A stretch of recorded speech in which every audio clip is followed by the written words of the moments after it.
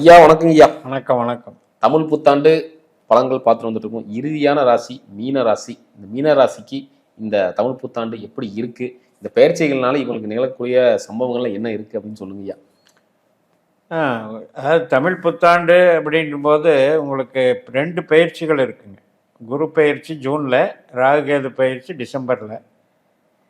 At least இப்போ இவங்களுக்கு நடக்கிற திசாபுத்தி ராஜகிரகங்கள்னு சொல்லக்கூடிய சனி, குரு, ராகு, கேது இதுகளில் இருந்தது அப்படின்னாலே அவங்களுக்கு இப்போ ஆல்ரெடி கொஞ்சம் பிரச்சனையில் இருக்காங்கன்னு அர்த்தம். எக்ஸிஸ்டிங். ஏன்னா சனி ஜென்ம சனியாக இருக்கார். 4ஆம் இடத்துல குரு இருக்கார், 12ஆம் இடத்துல ராகு இருக்கார்.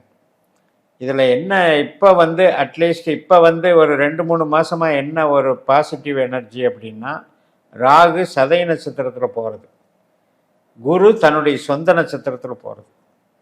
ஸோ அதில் கொஞ்சம் இப்போ 2-3 மாதமாக கொஞ்சம் ரெக்கவரி ஆகிட்டுருக்காங்க, பிரச்சனைகள்லேருந்து ரெக்கவரி ஆகிட்டுருக்காங்க. இது முழுமையாக பாசிட்டிவாக டெவலப் ஆகிறது ஜூன் மாதம்.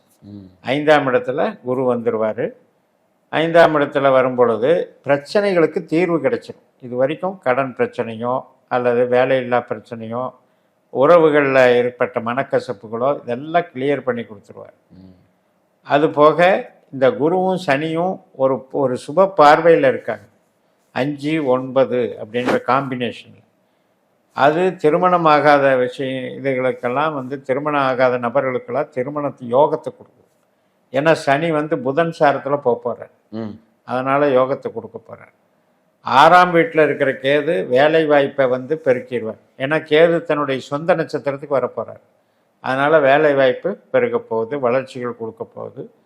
ஸோ இனிமேல் ஜூன்லேருந்து பாசிட்டிவாக எடுத்துக்கலாம். ஆஃப்டர் டிசம்பர் ராகுகேது பயிற்சி கூட லாப ராகுவாக வர்றார். அதனால் மன மகிழ்ச்சி. குருவும் ராகுவும் பார்த்துக்கிறாங்க. குழந்தைகள் கல்யாணம் ஆகிறது, குழந்தைகளுக்கு ஒரு சந்தோஷம் கிடைக்கிறது, தனக்கு குழந்தைகள் பாக்கியம் கிடைக்கிறது, எல்லாத்துக்குமே சப்போர்ட்டிவ். சிறப்புங்கய்யா. இவங்களோட ஆரோக்கியம் எப்படிங்க இருக்கு? ஆரோக்கியத்தை பொறுத்த வரைக்கும் இப்போ குரு இப்போ பிரச்சனையிலேருந்து இப்போ ரிலீஸ் ஆகிறதுனால அதுக்கான தீர்வு கிடச்சிக்கிட்டே இருக்குது. இவ்வளோ நாள் கஷ்டப்பட்டேன், ஒரு ட்ரீட்மெண்ட் எடுக்க எடுக்க காம்ப்ளிகேஷன் அதிகமாச்சு, சரியாகலைன்றது மாதிரி இப்போ தான் சரியான வகையில் எனக்கு மருந்து கிடைக்கிது, சரியாயிட்டு வருதுங்கிற மாதிரி ஜூனில் ஃபுல் கிளியர் ஆகிடும். சிறப்பு. ஏன்னா இவங்க சொல்லணும்னா கால் வைக்கும் இடம்லாம் கண்ணிவிடின்னு சொல்லுவாங்க. தினந்தோறும் ஒரு பிரச்சனை, தினந்தோறும் ஒரு போராட்டம் மாதிரி இருக்குங்க. இந்த போராட்டங்களை கம்மியாகுமா, இருக்கிற பிரச்சனை சார்ட் அவுட் ஆகுமா? இதுக்கு காரணம் என்ன அப்படின்னா, இவங்களுக்கு 5ஆம் இடம் என்பது தான் சந்தோஷம். அது காலச்சக்கரத்துக்கு 4ஆம் இடம். அப்போ வாழ்க்கையில் சந்தோஷம் என்பதே கிடையாது அப்படிங்கிறது இயற்கையின் தீர்ப்பு. 11ஆம் இடம் என்பது காலச்சக்கரத்துக்கு 10ஆம் இடம்.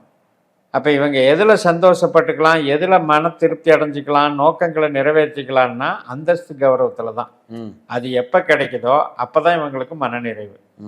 ஸோ அந்த இயற்கையினுடைய சாராம்சத்தில் இந்த புத்தாண்டு இவங்களுக்கு இதுக்கெல்லாம் ஒரு சப்போர்ட் பண்ணுது. காரணம் எல்லாமே தொழில் ஸ்தானத்துக்கு பாசிட்டிவாக இருக்குது. 10ஆம் அதிபதியே குரு தானே. அதனால் அந்த குருவினுடைய தன்மைகள் விளங்கக்கூடிய ஒரு அற்புதமான காலகட்டம். ஆனால் 5ஆம் வீட்டுக்கு வந்த பிறகு பார்த்தீங்கன்னா கன்சல்டிங் லைனில் இருக்கவங்களுக்கு ரொம்ப சிறப்பாக இருக்கும். உற்பத்தி சார்ந்த லைனில் இருக்கவங்களுக்கு கொஞ்சம் மந்தமாக இருக்கும். குரு திசை நடக்கிறவங்களுக்கு. மற்ற திசை நடக்கிற ராகு திசையோ சனி திசையோ கேது திசையோ எல்லா தொழிலும் நல்லாயிருக்கும். சிறப்பு சிறப்பு. இந்த கடன் சார்ந்த விஷயம் கம்மியாகும் ஐயா. கேது பயிற்சி வரைக்கும், இந்த டிசம்பர் வரைக்கும் அந்த கடன் தொல்லைகள் இருக்கும். இருந்தாலும் அது பெருசாக அளவில் பாதிக்காது. டிசம்பருக்கு மேலே ராகு கேது மாறும்பொழுது 5ஆம் இடம் பலம் பெறும்போது தான் கடன் குறையும்.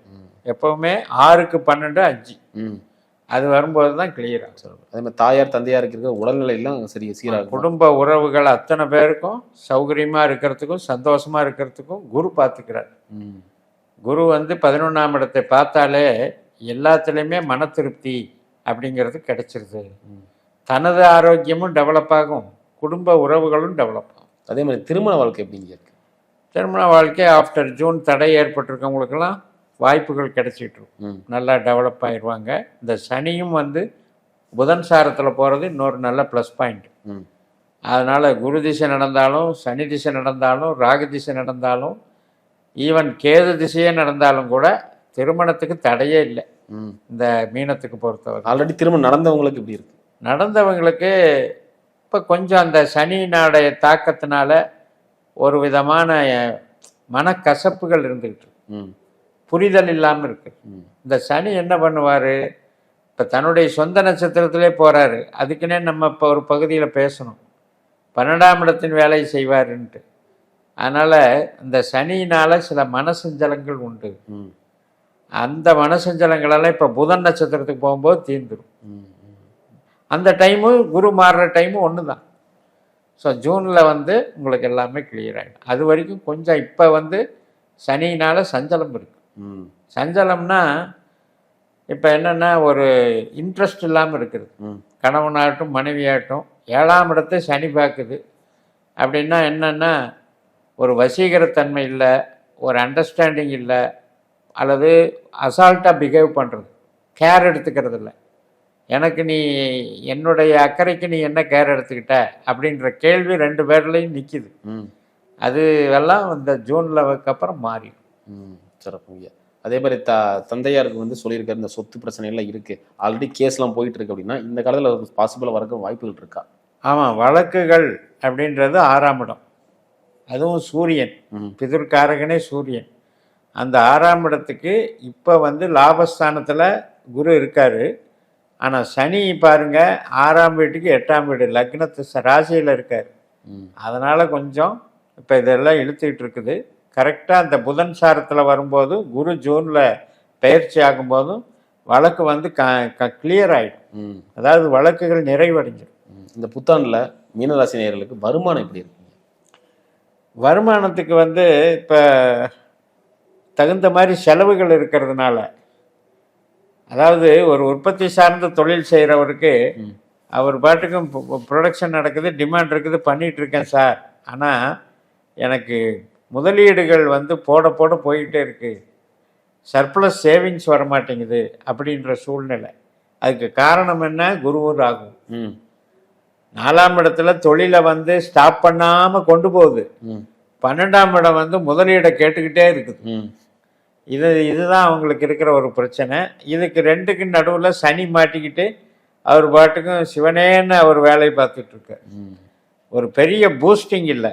அது எப்போ வரும்? ஆஃப்டர் டிசம்பர் ராகு லாபத்துக்கு போகிறாரு பாருங்க, அப்போ கண்டிப்பாக கிடைக்கும். ஐயா, மாணவர்களுக்கு எப்படிங்க இருக்கு? மாணவர்கள் கல்வி அப்படின்றது வந்து இப்போ 9ஆம் இடம் 5ஆம் இடம் இதுதான் நமக்கு கணக்கு.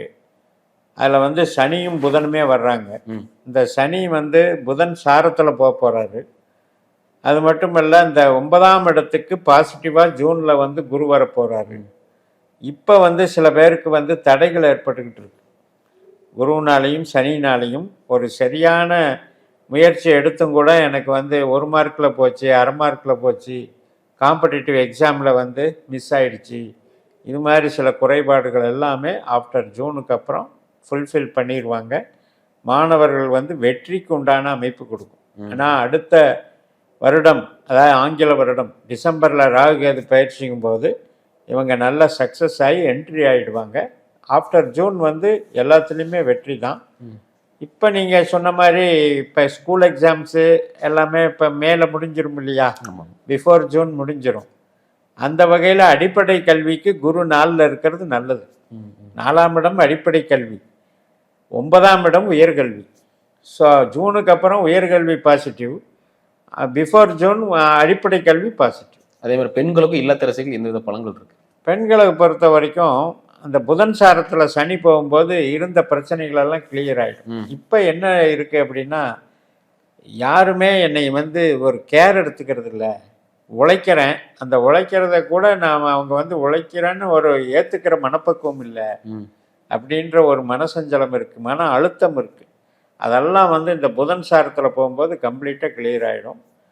கொஞ்சம் பொறுத்துட்டா போதும். மே மாதம் முடிஞ்சு ஜூன் பிறக்கும்போதே சனியினுடைய பாசிட்டிவ் சிக்னல், அதே மாதிரி சனி தன் நட்சத்திரத்திலிருந்து புதன் நட்சத்திரத்துக்கு மாறும்போதே பெண்களுக்கு வந்து குடும்ப பொறுப்புகள், அதே மாதிரி அங்கீகாரம் கிடைக்கிறது, குடும்பத்தில் ஒருவருக்கொருவர் புரிந்து கொள்ளுதல், இது எல்லாமே ஏற்படும். ஐயா, இறுதியாக பார்த்தீங்கன்னா இவங்க எந்த விஷயத்தில் ரொம்ப கேர்ஃபுல்லாக இருக்கணும்? வழக்கம் போல் நம்ம சொல்கிறது என்ன அப்படின்னா, மீன ராசி என்பது வந்து உபயராசி. அதில் வந்து சனி வந்து நட்சத்திரமே மீனத்தில் இருக்கும்போது அவரே அங்கே இருக்கிறார். அதனால் சோம்பலை குறைக்கணும். ம் மீனம் வந்து 12ஆம் இடம் என்பது அயன சயன போகஸ்தானம்னு சொல்லுவோம். அப்போ இவங்களுக்கு எதுவுமே அந்த சுறுசுறுப்பு உலகத்தின் வேகத்தை வந்து உணர தவறுபவர்கள்னு எடுத்துக்கணும். ம் இவ்வளவு ஸ்பீடாக உலகம் போயிட்டுருக்கு, நாம் வந்து ஏதோ ஒரு நினப்பில் ஏதோ ஒரு ரொம்ப லெத்தாலஜிக்காக இருக்கிறது மாதிரி ஒரு ஃபீலிங். ம் ம் அதை வந்து மாற்றிக்கணும். சோம்பேறித்தனத்தை குறைப்பதற்கு நீங்கள் வந்து ஒன்று ஸ்பிரிச்சுவலாக போகலாம், இல்லை ஏதாவது வந்து எக்ஸசைஸு ஃபிசிக்கலாக ஏதாவது நம்ம ஃபாலோ பண்ணிக்கலாம். நல்லபடியாக குரு தான் நமக்கு ராசிநாதன்.